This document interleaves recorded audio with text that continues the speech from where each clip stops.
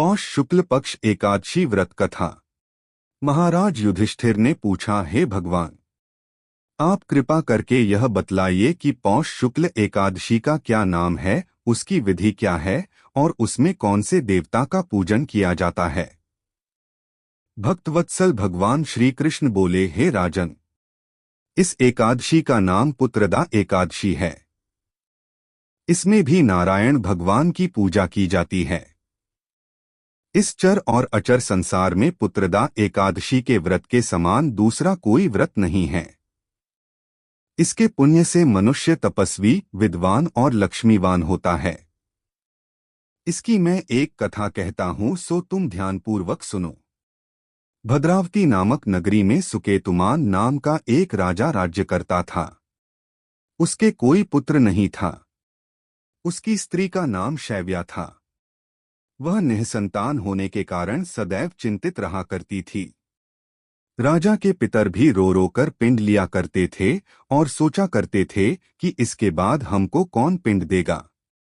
राजा को भाई, बांधव, धन, हाथी, घोड़े, राज्य और मंत्री इन सब में से किसी से भी संतोष नहीं होता था।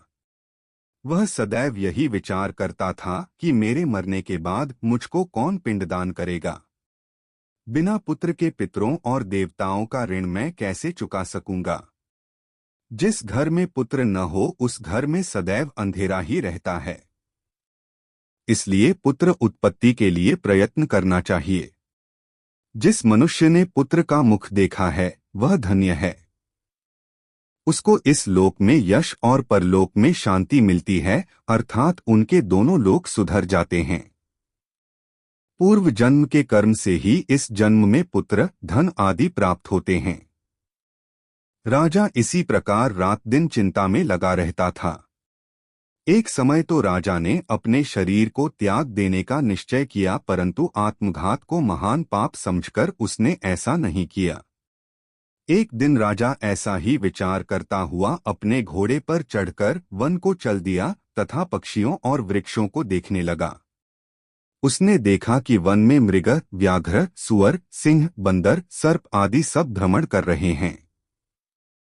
हाथी अपने बच्चों और हथिनियों के बीच घूम रहा है। इस वन में कहीं तो गीदड़ अपने कर्कश स्वर में बोल रहे हैं, कहीं उल्लू ध्वनि कर रहे हैं। वन के दृश्यों को देखकर राजा सोच विचार में लग गया। इसी प्रकार आधा दिन बीत गया। वह सोचने लगा कि मैंने कई यज्ञ किए, ब्राह्मणों को स्वादिष्ट भोजन से तृप्त किया, फिर भी मुझको दुख प्राप्त हुआ, क्यों? राजा प्यास के मारे अत्यंत दुखी हो गया और पानी की तलाश में इधर उधर घूमने लगा। थोड़ी दूरी पर राजा ने एक सरोवर देखा। उस सरोवर में कमल खिले थे तथा सारस, हंस, मगरमच्छ आदि विहार कर रहे थे। उस सरोवर के चारों तरफ मुनियों के आश्रम बने हुए थे। उसी समय राजा के दाहिने अंग फड़कने लगे। राजा शुभ शकुन समझकर घोड़े से उतरकर मुनियों को दंडवत प्रणाम करके बैठ गया। राजा को देखकर मुनियों ने कहा, हे राजन, हम तुमसे अत्यंत प्रसन्न हैं। तुम्हारी क्या इच्छा है सो कहो। राजा ने पूछा, महाराज आप कौन हैं और किस लिए यहाँ आए हैं?